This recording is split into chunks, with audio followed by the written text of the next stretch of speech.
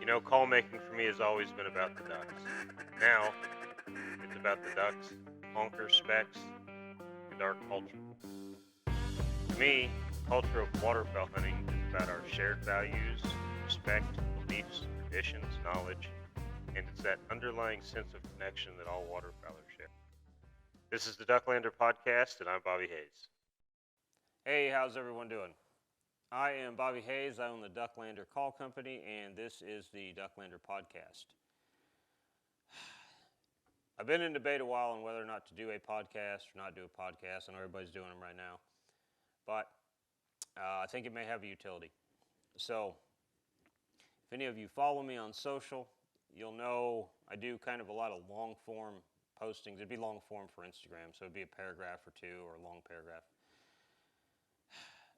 And I try to use social to promote one of my brand's core beliefs. It would be one of my core beliefs, which is to promote the sport of waterfowl hunting.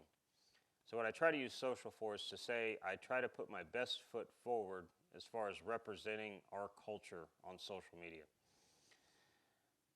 I think the best way to counteract negative is with positive, and I don't always like what I see on social from waterfowl hunters. And maybe you do, but I think we can always do better. So I thought maybe a podcast would be a good way that I could talk about topics that I think are important to waterfowl hunting, waterfowlers.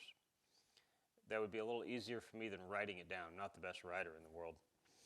So I'm going to try it in a podcast form. And so some of these will be about advocacy for the sport. Some of these will be about equipment. Not a lot about calls. This is not really made to promote calls. That's not why I'm doing this. A lot of tips for new hunters. We do a Thursday night calling class in here in the summer, and it's primarily new waterfowlers. So a lot of the topics that I talk about on here are going to be the same topics that a new hunter would have. So it could be like, hey, what equipment do I actually need? Because my gosh, waterfowling is equipment heavy, and man, most of it's fantastic. So I'm 45. I started hunting waterfowl when I was seriously hunting around when I was 18. That's kind of when I went to waterfowl and quit jumping around between upland and big game and all that nonsense. So I kind of decided waterfowl was the thing for me. The equipment now is so much better than the equipment I had when I was 18. Just shot shells alone are so much better. But not to get off topic, I thought maybe this first podcast would be about if you're a new waterfowler, like what's your journey going to look like as a waterfowler? So I made a quick outline I'm going to have to refer to because I'm new at this podcast thing to kind of keep on track, and I don't have anybody sitting here with me. I'm hoping maybe down the road I might bring in some industry friends, some hunting buddies, and we may have some back and forth conversations about some of these topics. But this will not be a, hey, here's so-and-so, and he's going to tell the story. It's not going to be about that. It would be more of, this is the topic, and we're going to go back and forth between it. Because like I can tell you, you guys would probably be very interested in the industry friends and the conversations we have about what we see on social and kind of how we see the sport evolving. It's probably not what you think. So, and I can tell you most of us that are, I don't know how I should say it, I'd say most of us that are respected, we share very similar views on how we see everything. So when we talk amongst ourselves, it's a lot of preaching to the choir. But so maybe down the road I'll get some friends on and we'll have a conversation. Like I just had a buddy of mine in the shop the other day. He took over for a decoy company, and we had a heck of a good 2-hour conversation. Wish I'd have made a podcast out of it. But so anyway, this first podcast is going to be about if you're a new hunter, kind of like new waterfowl, like what's your journey going to look like? So the first thing I would talk about, waterfowl hunting is amazing. So if you've gotten hooked, I can almost tell you how you've gotten hooked on waterfowl hunting. Because about everybody I know that's really into the sport, they're either a mallard hunter or a honker hunter. And dude, I love both things. You got specs in there now. But for the most part, they got hooked on mallards or they got hooked on honkers. And they usually have a similar story, same story I have. They were with somebody blew a call, and a duck or a goose locked up on that call, and that set of birds came in and finished into that spread. And the other thing that is usually a part of that story is they were hunting with a friend, a relative, a dad, a grandparent, not 15 other people. There's a reason for that. So that's one of the things we're going to talk about. But, so anyway, somebody blew a call, and the vocalization happened, and the birds talked back, and those birds talked all the way down, finished in the decoy. Sometimes they can tell you whether or not that bird got shot, sometimes they can't. So I'm not saying that killing, it's not an important part of it, but I'm also not saying I'm a sunrise guy. I like sunrise a whole lot more when there are ducks coming through it than when there's empty skies in the winter. But usually it's a vocalization and a bird coming in is what hooked them on waterfowl hunting. So that is like a commonality most of us share. So if you're just getting into this and you are trying to better your hunting, man, the easiest way you can do that is to find a mentor. Now, let's define mentorship.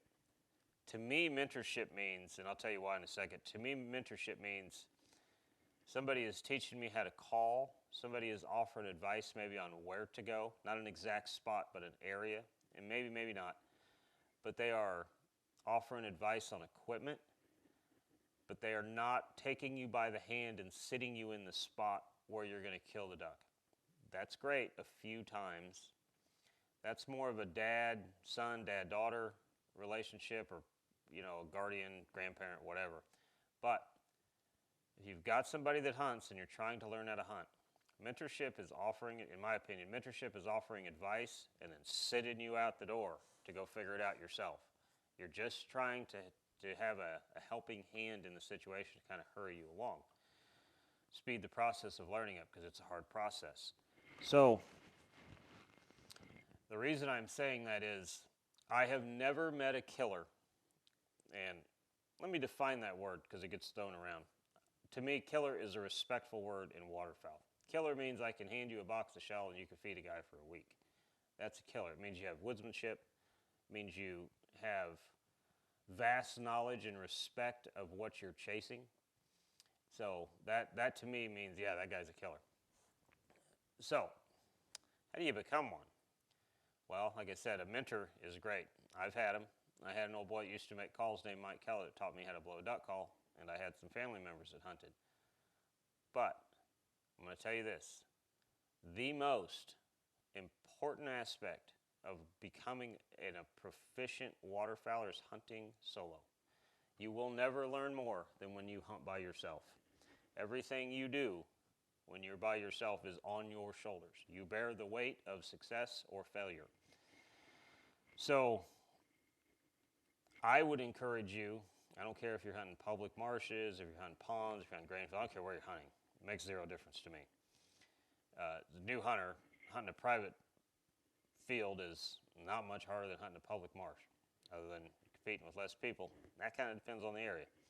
But anyway, I would encourage you to hunt solo as much as you can while you're learning, because you will not hunt the same in a group as you will hunt solo. You will try more things when you're by yourself.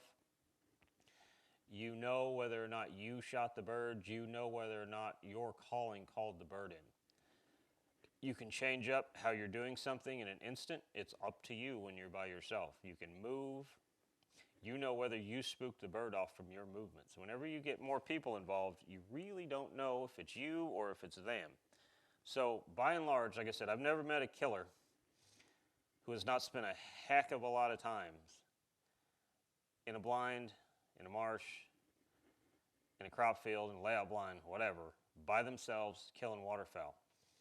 And one of the hard things about mentorship and finding a guy that's really adept at killing is we kind of hide. Like, we don't like to be known.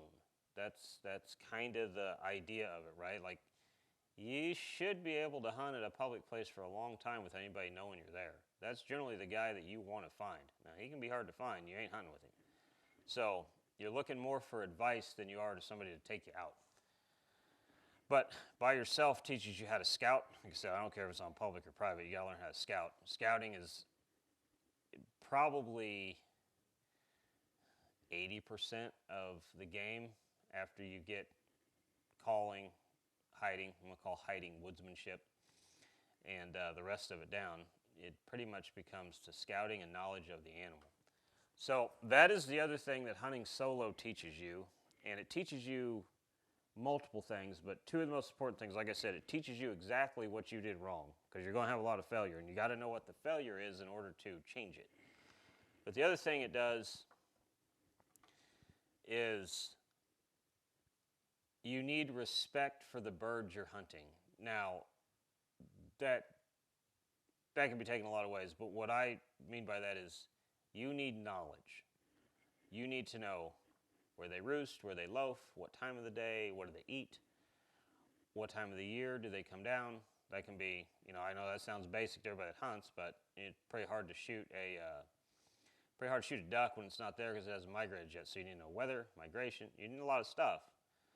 And what that teaches you, though, is respect. The more knowledge you have about something, the more you can respect it. You will never respect something you have no knowledge of. That's just human nature. So, hunting solo, you will gain knowledge, you'll gain respect for what you're hunting, and you will learn faster than hunting in a group. I would discourage new hunters from commonly hunting in the large 10 and 15 man groups. To me, that's not hunting, that is a social gathering. Now, if that offends somebody, I'm sorry, but I'm not saying that we don't hunt in big groups sometimes, and we do, but those are friend hunts, they're business hunts, and you're visiting when you're doing those hunts. You're hunting a little, but you're not hunting the same as when it's you or you and a buddy or you and two other buddies. That is a totally different atmosphere, and it's just not the same. So if you're new to this, I would go out on my own and find my spots on public ground, find my spots on private, wherever you're hunting, and really learn how to kill the animal. You need woodsmanship over equipment. And I'm going to do an equipment podcast. It might be the next one. So new hunters, like, what equipment do you need? Like, just the basics. Because equipment has gotten amazing, and my gosh, there's a lot of it to pick from. But what you really are after is woodsmanship. Woodsmanship trumps decoys, it trumps camouflage, it trumps about everything. So that is the difference between a guy that knows how to kill something and a guy that does not, is woodsmanship. Now, the other thing that can be tricky, and I'm going to end the podcast with this, how do you know who to follow online? And man, I don't know if I have a good answer for that. The best answer I could probably give you is I would really investigate who you're following and who you're giving your time to. Because time is one of the most valuable assets you have. So I would be careful with who I'm giving my time to. I would want to know, probably the key ingredient to knowing who to follow is, do they put the sport in high regards? Do they put the waterfowl in high regards? Are they there for are they posting for the waterfowl, or are they posting for social media? If the answer is they're posting for social media, they're probably not worth the time. If they're posting for the love of the sport, whatever that is to them, then they're probably worth a follow. So until next time, see y'all later.